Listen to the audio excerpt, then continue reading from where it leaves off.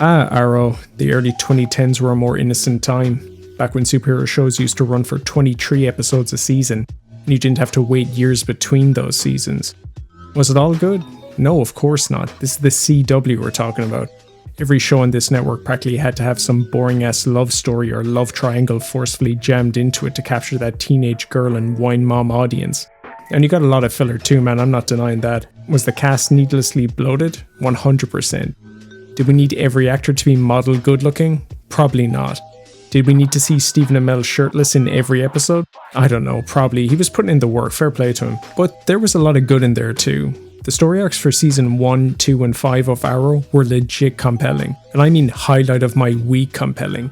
The main big bads? They were actually fleshed out real characters with compelling and often tragic backstories. Imagine that! Deathstroke, played by Manu Bennett, being a great example. And the fight choreography? Man, forget it, it had no business being as good as it was. In any one episode of Arrow, you stood to get at least one good throwdown scene of Arrow just going to town on a group of henchmen. And I mean just cutting through those guys like it was the Raid Redemption. People are quick to bash Arrow, but some of those sequences are easily better than anything we're getting with live action superhero shows now. Probably even better than some movies, being honest. But why am I talking about Arrow when this is a video about Legends of Tomorrow? Well, you see, the best episode of Arrow is actually an episode of Legends of Tomorrow. Star City 2046. Was it a perfect episode? No. No, it wasn't. There are about 3 other storylines that get way too much screen time in this episode, which is, the curse of having an ensemble show. You have to give every character something to do in every episode. But that main story though, the story focusing on a new Green Arrow and an old-ass Oliver Queen, that was some good stuff. That was a story worth talking about. As you might have guessed, this is going to be another video all about a dark potential future timeline story. It's kind of becoming a bit of a trend on this channel. I'm not going to spoil the episode for you, because you should go and watch it. But the main crux of the story is that due to some time travel shenanigans, the Legends end up having to put down in Star City in the year 2046. And as you might have guessed, the place has just gone totally to shit. This is what Star City looked like in the present, and this is what it looks like now. It's been totally overrun by different gangs, there is absolutely zero police presence, there is zero law, and apparently Oliver Queen is dead. But there is a new Green Arrow running around, who we get introduced to right at the start of the episode. More on that guy later. The Legends end up having to work with this new Green Arrow to find a device they need to repair the Wave Rider, which takes them to Oliver's base of operations. And you've just got to appreciate the environmental storytelling here. The Arrow Cave has been totally destroyed and left abandoned. It's here that the Legends find out that Oliver Queen is not dead, but he has for sure seen better days. Got to give it to the makeup and special effects team here. This is some impressive work. The CGI to remove Oliver's arm is flawless. People clown on the Arrowverse for having some shoddy looking CGI, and that's definitely true for some of those later seasons. But back in those earlier seasons though, the VFX artists were pulling off some seriously movie grade special effects on a tight budget. The introduction of this older Oliver Queen is for me the highlight of the episode, and a lot of that is down to the work that Stephen Amell is putting in here. He really sells you on this older, gruffer and embittered Oliver Queen. We get some more details from Oliver about what went wrong and how the city was basically overrun by Grant Wilson, Slade Wilson's son. And what's kind of cool about this is that the fall of Star City is kind of indirectly tied back to the formation of the Legends. We find out that Oliver did try to raise an army to repel the invasion, and maybe having the Atom and White Canary there could have turned the tide. But since they were both effectively pulled out of the timeline, Oliver just didn't have the manpower to hold off Grant's army, and the city got overrun. All of Oliver's team were killed, and from the sounds of it, his entire family as well. And you can just feel the weight of all this tragedy on Oliver Queen as he's talking to the Legends too. He's a broken man who has literally lost everything. He's fully abandoned his mission and thrown in the towel. The biggest downside to this episode is the amount of time we actually get to spend with these characters. We get a decent amount of time with the new Green Arrow, not enough time with older Oliver Queen, and hardly any time with the main villain of the episode, Grant Wilson. Now, since this is just kind of a filler episode of Legends, largely disconnected from the overall storyline of the season, I wouldn't expect the writers to really spend much or even any time developing a villain. And the writers really don't do much with this guy, outside of sketching in a basic backstory for him. But this character is carried by the performance of Jamie Andrew Cutler. I don't know what to tell you, Jamie Andrew Cutler is one of those actors that's just born to play a villain. Now, I don't know what aura is, but whatever it is, this guy has it. He is so good here with what little the writers do give him. This kind of villain, the sneering, cruel, power-crazy type, is often overrepresented in TV shows and movies, and can be so one-note and forgettable, but just the whole persona that Cutler imbues Grant Wilson with really makes him memorable. Grant has this whole air of menace about him. He's a commanding presence. He feels like a legitimate threat. This is such a good performance, man, and I wish we could have just gotten more of this guy in the episode. There's a forced love triangle story in this episode, because of course there has to be, between Ray, Kendra, and Jefferson, that takes up a good 7 minutes of screen time. If the writers could have just cut this storyline, reallocated that screen time to focusing on this new take on Deathstroke, this episode would have been so much stronger for it. Again, I want to say more about this guy. I wish there was more to say about this guy, but he only gets a handful of lines in this episode. It's a real downer, man.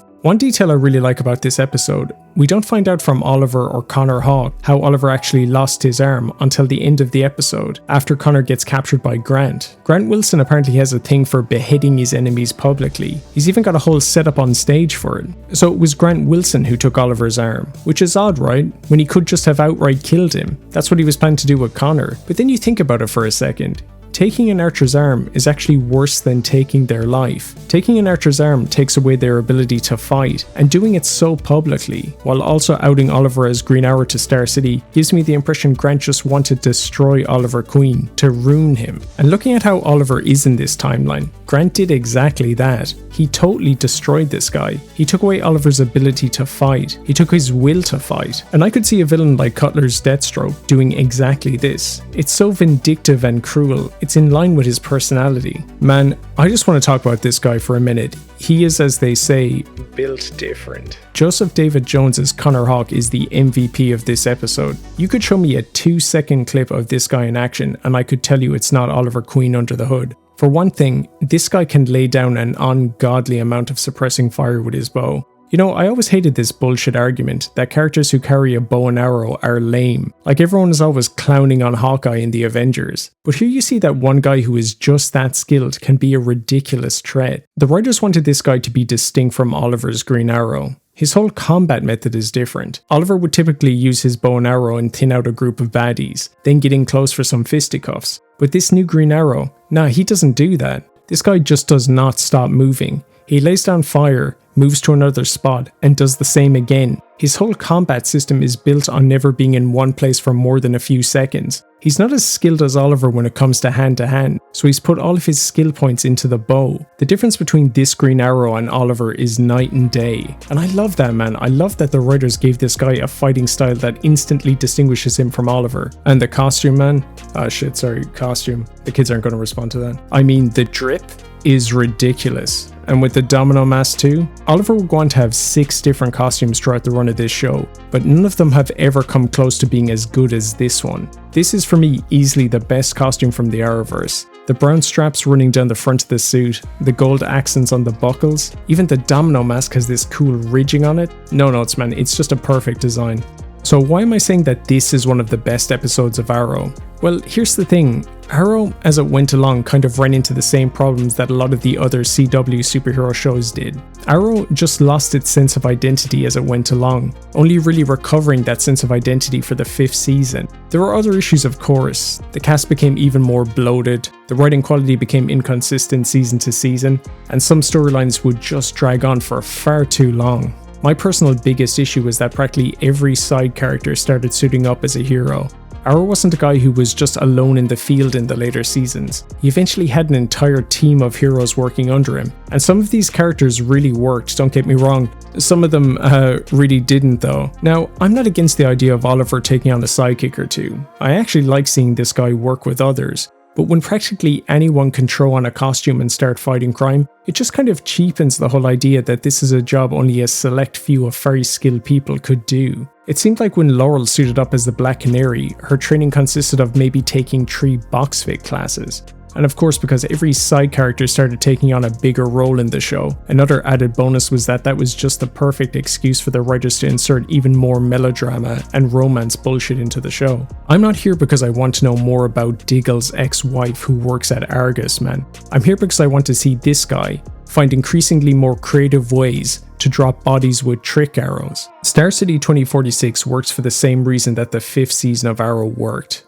It was a reset, a back to basics what made this show good to begin with approach. The writers, intentionally or not, reworked the concept of that first season and distilled it down. Being honest, they kind of improved on the formula really. In Star City 2046, there's no love story bullshit. Every original side character has been dead for years, and Oliver only has to work with and train one guy, not 15. All the unnecessary stuff has been stripped back, leaving a show with a more streamlined concept. Overall, Star City 2046 just feels more tonally in line with those earlier seasons, almost like a natural evolution of them. The atmosphere is bleak and Star City is in an even more desperate state. You could almost imagine that the Star City of 2046 is just what Star City became after the earthquake in Season 1, a city that just never recovered and has been limping on ever since. This world just feels like a more believable place for this Oliver to inhabit. I like those later seasons of Arrow enough, man. And the writers did some interesting things with Oliver's character. They took some big swings. But let me ask you a question. What do you think is a more natural evolution for this version of Oliver Queen? God Hand here, or old embittered reluctant hero? And is this whole setup just not more interesting than where the writers would take the character of Oliver in those later seasons? I mean, what do you want to see? Oliver Queen becoming the mayor of Star City like in Season 4? Or do you want to see the story of how Star City fell and how Oliver would go on to lose his arm? I know what I would have rather seen.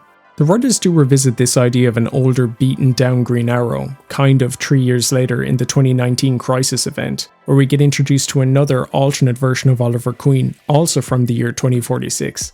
This Oliver Queen, though, never actually stopped being Green Arrow. This version has a totally different backstory from the Oliver we know. This Oliver was stranded on Lian Yu as well, but when he got back to Starling City, he never worked with a team of heroes. This guy has been operating on his own for 30 years. And again, isn't this just a better setup and an overall concept for a Green Arrow show than the one we would end up getting in those later seasons? I mean, just look at this guy, man. He's been fighting hard. He's lost an arm. Again. He just has this weight to him, you know? I can guarantee you, this guy wasn't dealing with love triangles and Felicity bullshit on this earth. And again, just another really strong performance from Stephen Amell. He sells you on this version of Oliver as well.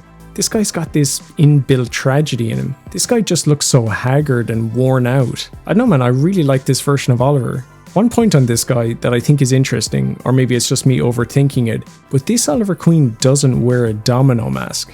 So what? Well, in the mainline continuity, Oliver gets his first domino mask from Barry Allen. I always considered Oliver adopting the domino mask as the writers kind of transitioning Oliver from a vigilante to an actual hero. So I guess we could infer that maybe there is no Barry Allen on this guy's Earth, or that this Oliver never really transitioned to the role of a hero, and has basically been acting as a lethal vigilante for over 30 years. I just find this stuff really interesting, man. Like, these episodes are a small glimpse into the Green Arrow show that we could have gotten. But at the same time, I also find it so frustrating that the writers basically stumbled onto a great new direction to take the show and the character of Oliver in, but then they just went on to take the character in a totally different, less interesting direction. And just the whole concept of this episode, man, I mean, you've got an older Green Arrow teaching his replacement in what looks like a post-apocalyptic Mad Max world. Why did no one ever come back to this idea? Conceptually, it's so strong, and it's kind of a really good model for a show like Arrow as well. There isn't 20 other side characters to write for. There's no romantic B-plot taking up time. It's just a story focusing on an old embittered hero training his replacement. It's basically Batman of the future, but with Green Arrow. You know, reviving long dead shows is a popular thing right now. Scrubs just got another season for some reason.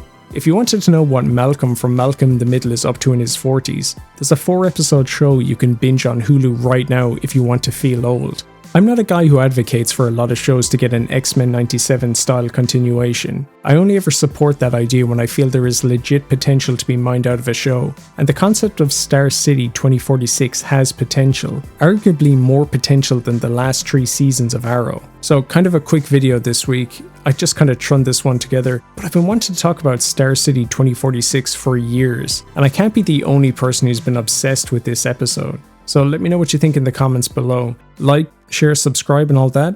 And as always, thanks for watching.